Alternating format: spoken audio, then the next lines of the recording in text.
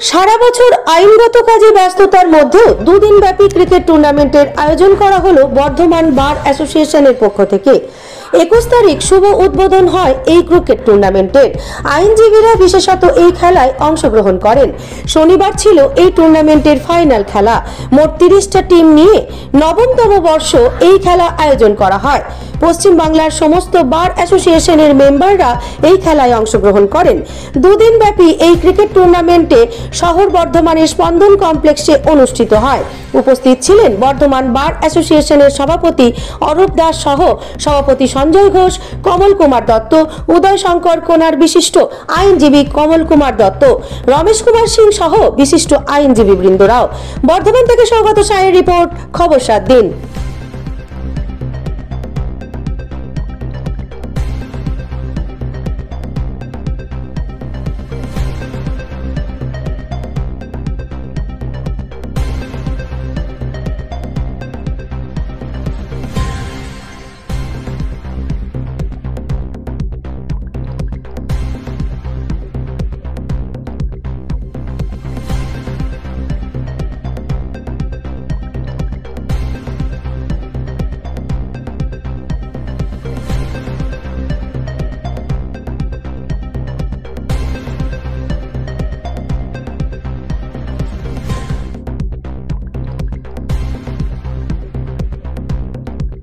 দাদা, এরকম একটা ক্রিকেট টুর্নামেন্ট আয়োজন করা হয়েছে, এটা কি প্রথম না এর আগে? নবম বর্ষ ওয়েস্ট বেঙ্গল মানে বর্ধমান বার অ্যাসোসিয়েশনের পরিচালনায় এটা হচ্ছে নবম বর্ষ।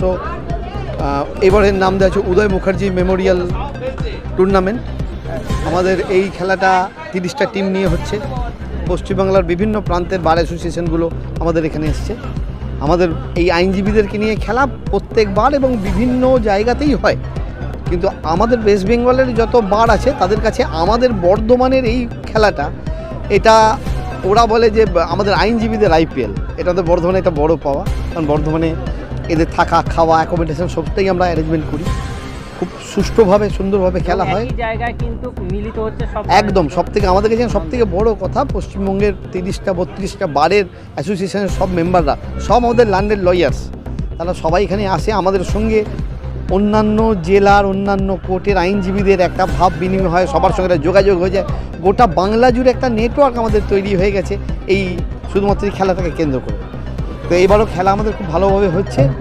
দুর্যোগের কারণে 2-3টে টিম আসতে পারেনি, বাদ বাকি সব টিমই ডায়মন্ড হারবার থেকে, বহরমপুর, এদিকে কাঁথি, আসানসোল, জলপাইগুড়ি, মালদা থেকে শুরু করে বিভিন্ন জায়গাকার সব টিমরা এসছে এবং সে প্রচণ্ড উৎসাহ। আমাদের বর্ধমান বারের মেম্বাররা রয়েছেন।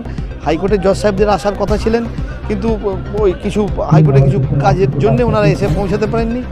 আমাদের বর্ধমানের জেলা জজ, বর্ধমানের অন্যান্য যে জজ সাহেবরা আছেন, তারাও টাইম টু টাইম পুরো আমাদের মাঠে আসছেন, খেলা দেখছেন, আমাদেরকে উৎসাহিত করছে। আমাদের বারের মেম্বাররা তো আছে, এছাড়া আমাদের যারা স্পন্সরার আছে, প্লাস বর্ধমানের প্রশাসন, তারাও আমাদের সাথে সাথে থেকে আমাদের টুর্নামেন্টটা করছে। আজকেই আমাদের ফাইনাল হয়ে যাবে এবং এই ফাইনালের পরেই আমরা মানে যে উইনার বা হবে।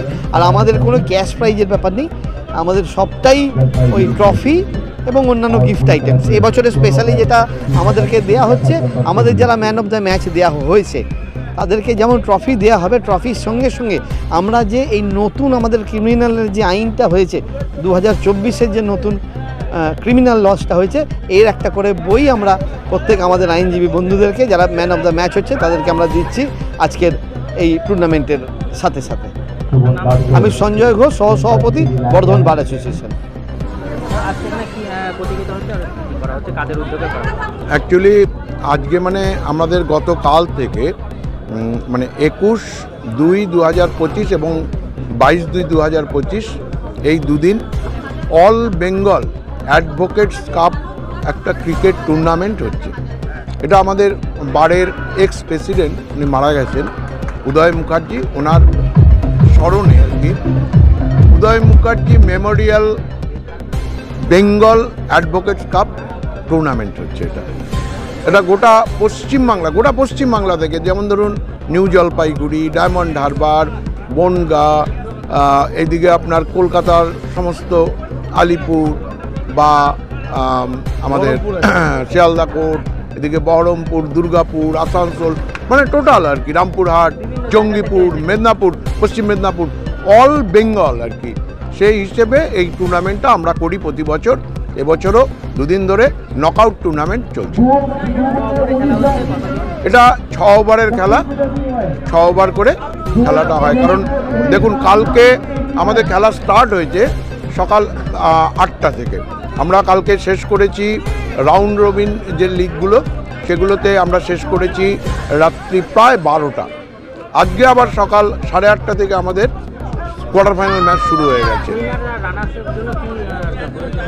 না, এখানে আমাদের খুব একটা ওইভাবে আমরা করি না। আমাদের প্রাইজ মানে গিফটেড মানি থাকে সমস্ত বিষয়, যেমন ধরুন ঘড়ি, কাপ, তারপরে বুকস থাকে, তারপরে মানে বিভিন্ন কোম্পানিগুলো তাদের স্পন্সরশিপ দেয়, যেমন ধরুন ছাতা আছে, তারপরে এমনি কাপ আছে, অনেক রকম থাকে।